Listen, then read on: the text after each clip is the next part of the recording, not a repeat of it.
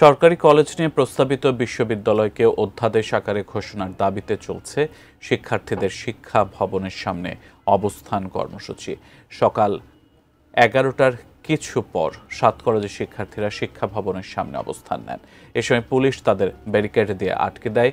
গেল ২৬ মার্চ 7 কলেজকে আলাদা করে ঢাকা সেন্ট্রাল ইউনিভার্সিটি নামে একটি বিশ্ববিদ্যালয় করার ঘোষণা দেওয়া হয়। শিক্ষার্থীরা জানান, এতদিনেও সেই ঘোষণার কোনো বাস্তবায়ন হয়নি।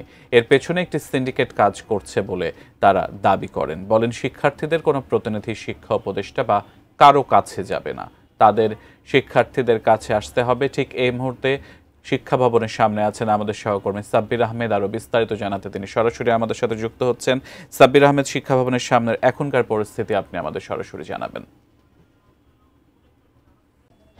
ধন্যবাদ সিয়াম। আপনি জানেন যে দীর্ঘদিন ধরে সরকারি যে 7টি কলেজ রয়েছে সেই 7টি কলেজের শিক্ষার্থীরা তারা বেশ দীর্ঘ সময় ধরে তারা আন্দোলন করে যাচ্ছে এবং সেই আন্দোলনের অংশ হিসেবে গেল ২৬ মার্চ 7টি কলেজকে আলাদাভাবে পৃথকভাবে একটি বিশ্ববিদ্যালয়ের আন্ডারে অধিভুক্ত করে ঘোষণা দেওয়া হয়েছে এবং সেই বিশ্ববিদ্যালয়ের নাম প্রস্তাব করা হয়েছে ঢাকা সেন্ট্রাল ইউনিভার্সিটি।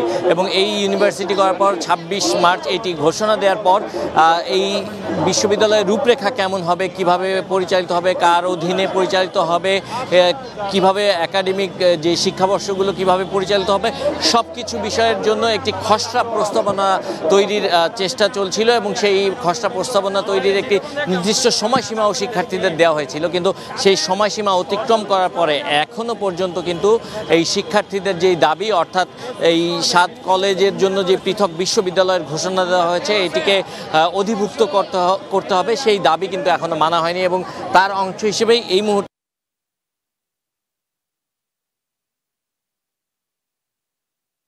সংশ্লিষ্ট রয়েছে তাদের পক্ষ থেকে কেউ এখানে আসবে এবং এসে এই ঘোষণা দিবে যে তাদের এই অধিভুক্তির যে ব্যাপারটি এটি কবে নাগাদ হবে।